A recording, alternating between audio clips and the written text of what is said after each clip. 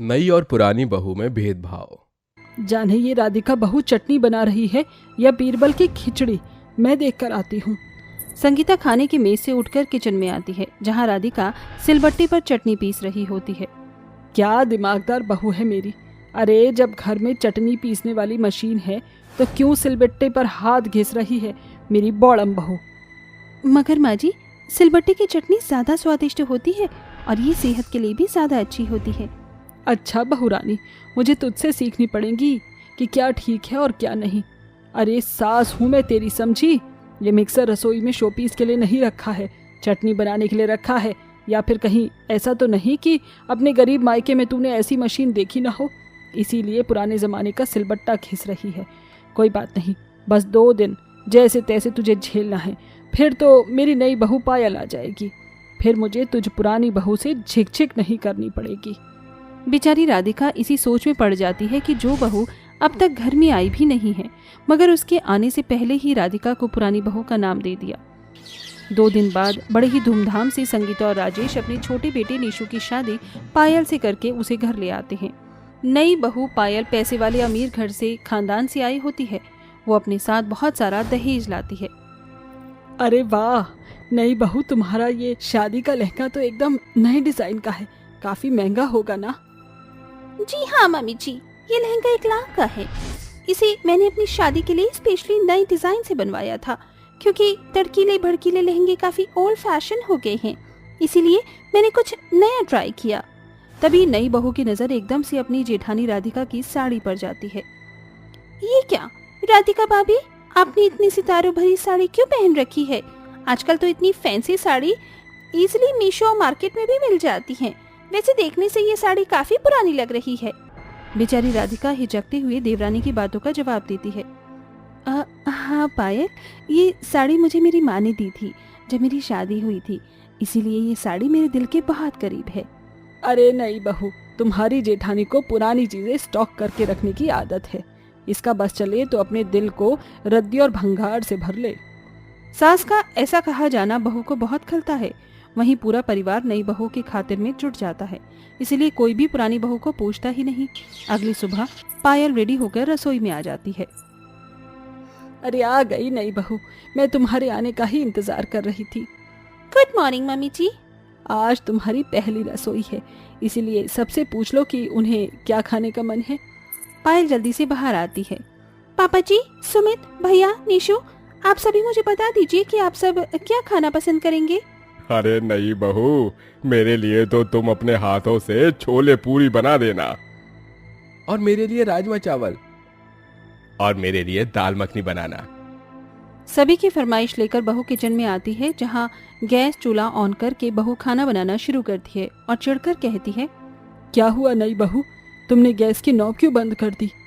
क्योंकि मम्मी जी, मुझसे इस खटारे चूल्हे पर खाना नहीं बनेगा। ये चूल्हा कितना पुराना हो गया है, बल्कि इस रसोई की सारी चीज पुरानी हो गई है। एक काम कीजिए, मेरे दहेज में मेरा किचन सेट आया है, आप उसे सेट करने की परमिशन दे दीजिए। अरे नई बहू, अब तो इस घर की बहू है, तुझे जो ठीक लगे बदल ले। मगर माँ जी, ये गैस चूल्हा इतने सालों से हमारे घर में है और हमारे बहुत काम आया है, इसे बदलना ठीक बात नहीं। ओह चुप कर तू, लगता है तेरी शादी को 7 साल हो गए हैं, इसीलिए अब तो तू पुरानी हो ही गई है।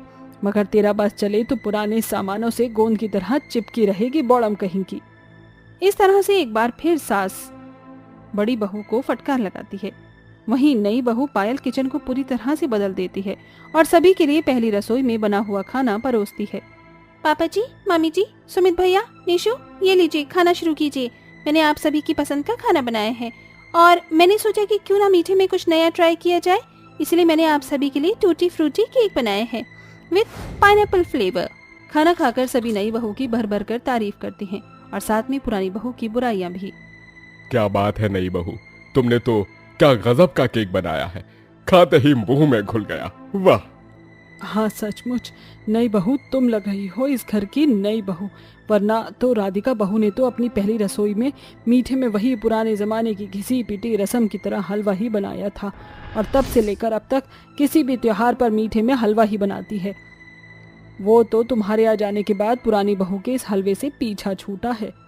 अपनी ससुराल वालों को ऐसा बोलता देखकर बेचारी बड़ी बहू की आंखों में आंसू आ जाते हैं। एक वक्त मेरा बनाया हुआ हलवा माँ जी बाबूजी के मुंह से नहीं छूटता था और आज नई बहू के आ जाने पर इस घर में मेरी कोई कदर ही नहीं रह गई है। ऐसे ही वक्त बीतता जाता है। फिर एक दिन सास अपनी नई बहू के साथ ढेर सारी शॉपिंग करके घर आती है। मामी जी देखिए, ये फैंसी पर्दे घर में कितने अच्छे लगेंगे, है ना? चलिए इन पर्दों को चेंज कर देते हैं। पायल और संगीता दोनों सास बहू घर के सारे पुराने पर्दों को जमीन पर उतारकर फेंक देती हैं और उसकी जगह नए नए पर्दे चारों तरफ लगा देती हैं। तभी राधिका वहां आती है। माँ जी, देवरानी जी, आप दोनों ने ये पर्दे इस तरह से फर्श पर क्यों फेंक दिए हैं? एक्चुअली वो क्या है ना राधिका भाभी, ये पर्दे पुराने हो गए थे और आजकल के जमाने में ऐसे फूलों और कढ़ाई वाले पर्दे अच्छे नहीं लगते। माँ जी, पायल तो इस घर में नहीं है, मगर आपको तो पता है कि इन पर्दों पर मैंने अपने हाथ से ये बेल बूटे बनाए थे।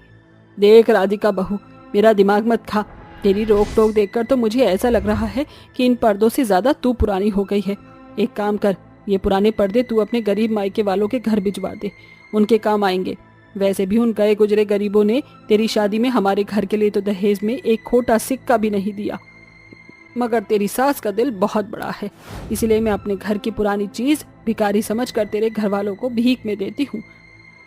अब अपनी साथ साथ बेचारी राधिका को अपने गरीब मायके वालों की बेइज्जती भी सहनी पड़ रही थी। धीरे धीरे घर की एक एक पुरानी चीजों को बदल दिया जाता है। फिर एक दिन संगीता राधिका को अपने पास बुलाती है। बहू, अरे ओ बड़ी बहू, अरे ओ मेरी बौड़म बहू, कान में धूल जम गई है क्या? जी माँ जी, बुलाया? हाँ, ये ले, नई बहू की कुछ साड़ियाँ हैं जो अब पुरानी हो गई हैं और तुझे तो पुरानी चीज बहुत पसंद है, तो आज से इसे तू पहनना। राधिका भाभी, ये सैंडल भी आप रख लीजिए, थोड़ी सी टूट गई है, आप जुड़वा कर पहन लेना। वैसे भी आप तो पुरानी हो चुकी हैं, मगर मैं अभी इस घर में नई बहू हूँ, इसलिए मुझे तो बन ठन कर रहना होगा। बार बार बेइज्जती होने के कारण इस बार राधिका के आत्मसम्मान को गहरी ठेस लगती है और उसके अंदर भरा दुख झंझलाहट के साथ बाहर आ जाता है। बस कीजिए, बस, बहुत हो चुका। अरे मैं इंसान हूँ। पायल, इस घर में बहू बनकर के आई, आप लोगों के दिल में मेरी जगह ही नहीं रही, या फिर कभी थी ही नहीं। माँ जी, शादी के बाद जब आप मुझे गरीब घर की बेटी कहती थी, तब मुझे आपका वो कहना उतना नहीं खलता था जितना कि पुरानी बहू नई बहू के फर्क से महसूस होता है। क्या नहीं किया मैंने इस घर के लिए, मगर नई बहू के आ जाने से भेदभाव आ ही गया। शायद इस घर के लोगों को मेरी जरूरत नहीं है, इसीलिए मैं हमेशा हमेशा के लिए ये घर छोड़कर जा रही हूँ। राधिका अपना सामान लेकर अपने घर जाने लगती है। तभी संगीता हाथ जोड़कर कहती है, बड़ी बहू, मुझे माफ कर दे। एक सास होने के नाते मेरी जिम्मेदारी थी कि मैं इस घर को संभाल कर रखती, मगर नई बहू के आ जाने के बाद मैंने ही फर्क किया। मगर सच तो ये है कि तू ही इस घर आंगन की पहली लक्ष्मी थी और रहेगी, और घर की लक्ष्मी के बिना तो घर परिवार अधूरा होता है। हमें छोड़कर मत जा। आई एम सॉरी राधिका भाभी, मम्मी जी से ज्यादा गलती तो मेरी है। आपकी जगह इस घर में मुझसे पहले है, मैंने ही इस घर में नई पुरानी का टेंट्रम यूज किया था। I am sorry. ये सुनकर राधिका की आंखों से बहते खुशी के आंसू रोके नहीं रुकते और पहले की तरह ही राधिका को ससुराल में अपनी खोई हुई जगह मिल जाती है और नई और पुरानी बहू का ये फर्क यही खत्म हो जाता है। राजेश बेटा, जल्दी से यहाँ मेरे पास आ। राजेश अपनी छोटी बहन जानवी को गोद में लिए हुए है, जो अभी कुछ ही महीनों की है। आंसू भरी आंखों के साथ अपने पिता के पास आता है। जी पिताजी। राजेश, मेरे जाने का वक्त आ गया है। मेरे बाद अब तुझे ही अपनी बहनों का कन्यादान करना होगा, वादा कर। हाँ पिताजी, मैं वादा करता हूँ कि मैं अपनी दोनों बहनों की शादी बहुत ही धूमधाम से करूँगा। आपको कुछ नहीं होगा पिताजी, मैं अभी डॉक्टर को लेकर आता हूँ। फिर राजेश भरी बारिश में डॉक्टर को ढूंढने के लिए निकल जाता है और जब वो घर लौट कर आता है तो उसका पिता श्यामू गरीबी से लड़ते हुए उसे और उसकी दोनों बहनों को अकेला छोड़कर जा चुका होता है। क्यों भगवान, क्यों? पहले तूने मुझसे और मेरी बहनों से मेरी माँ को छीन लिया और आज मेरे पिताजी को भी मार डाला। अरे अगर मेरे बस में हम गरीबों को रोटी देना नहीं है तो क्यों तू हमें गरीब बनाकर भेजता है? श्यामू के मरने के बाद उसके घर के आगे भीड़ लग जाती है। तभी मकान मालिक चमन वहाँ आ जाता है। राम राम राम राम, जाने किन गरीबों को मैंने अपना घर रहने के लिए दे दिया। ये तीनों के तीनों भाई बहन मनहूस हैं, अपने ही माँ बाप को खाते। अरे ओ धीना, हरबू बाहर करो इन सबको। चमन लाल के गुंडे न सिर्फ गरीब राजेश और उसकी दोनों बहनों और श्यामों की लाश को उठाकर बाहर फेंक देते हैं, ऐसे में कोई भी राजेश के मरे पिता की लाश को कंधा नहीं लगाने के लिए आगे आता। कोई तो मेरी मदद करो, कहाँ जा रहे हो सबके सब? चलो राजेश भैया, मैं और आप पिताजी को कंधा देंगे। राजेश अपनी मासूम बहन जानवी को अपनी पीठ पर बांध लेता है और फिर राजेश और सुमन अपने कंधों पर उठाकर पिता की अर्थी को शमशान लाकर उसका अंतिम संस्कार करते हैं। मगर लोगों के व्यवहार ने राजेश के मन में ये बात डाल दी थी कि ये दुनिया सिर्फ मतलब की है, जहाँ हर किसी को अपनी मदद खुद ही करनी पड़ती है। घर से बेघर होने के बाद वो गरीब भाई अपनी मासूम बहनों को लेकर 2 दिनों तक यहाँ वहाँ भटकता रहा और फिर उसने कुछ गरीब मजदूरों को एक ट्रक से अनाज की बोरी उतारते हुए देखा। राजेश उस सेठ के पास आकर हाथ जोड़कर खड़ा हो गया। सेठ जी, भगवान के लिए मुझ गरीब को भी काम दे दीजिए, मुझे अपनी बहनों को खाना खिलाना है। 2 दिनों से उनके पेट में अन्न का एक दाना भी नहीं गया। सुमन और जानवी की मासूम मुरझाई हुई शक्ल देखकर सेठ जी कहते हैं, ठीक है, तुम यहाँ काम कर सकते हो। कम उम्र का होकर भी राजेश हट्टे कट्टे मजदूरों जितनी बोरियां उठाता है। तुमने रोशन की 20 बोरी उतारी है, इसलिए ये 200 रुपए रख लो। बहुत बहुत शुक्रिया सेठ जी।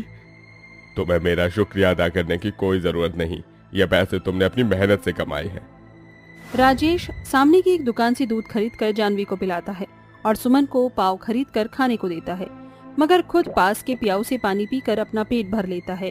अब राजेश रोज सुबह सेठ जी के यहाँ आकर बोरी उतारता और पैसे कमाता। राजेश ने सेठ जी की अपनी उस जिम्मेदारी के बारे में भी बताया जिसे उसके पिता उसे दे गए थे। राजेश की खुददारी देखकर सेठ जी उसे अपने गोदाम के हिसाब किताब के लिए रख लेते हैं। धीरे धीरे हालात संभलने शुरू हो जाते हैं। अब कई साल बीत जाते हैं। सुमन और जानवी अब बड़ी हो चुकी थी। सुमन का रंग बहुत सांवला था, वहीं जानवी बहुत ही सुंदर और गोरी थी, इसीलिए उसे अपने खूबसूरत होने का बहुत घमंड था। जानवी, सुमन, कहाँ है मेरी दोनों प्यारी बहनें? देखो तुम्हारे राजेश भैया तुम्हारे लिए क्या लाए हैं। राजेश भैया, आप आ गए? लाइए, दिखाइए मेरा गिफ्ट। जानवी गिफ्ट छीनकर उसे खोलती है। ये क्या भैया, ये लाए हैं आप मेरे लिए? इस बहनजी टाइप सूट की क्वालिटी से ही ऐसा लग रहा है जैसे आपने इसे फुटपाथ से खरीदा है। आप मुझे 10,000 रुपए दीजिए। कल मेरी सहेलियां राखी के लिए रेडियंस मॉल में शॉपिंग करने जा रही हैं, मुझे भी जाना है।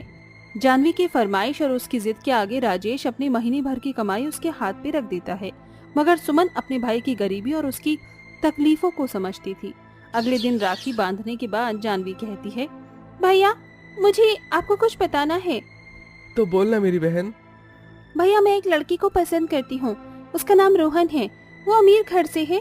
मैं वहाँ खुश रहूंगी क्योंकि वो हमारी तरह गरीब नहीं है। जानवी का ऐसा कहना उस गरीब भाई की गई परवरिश पर शायद एक सवाल था।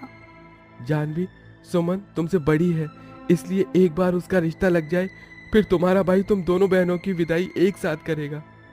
राजेश सुमन के लिए रिश्ते देखने लगता है, मगर बहन की काले रंग के चलते हर बार उसका रिश्ता कट जाता है। और फिर, भैया आखिर मुझे इस काली कलूटी बहन के चलते और कितना इंतजार करना होगा?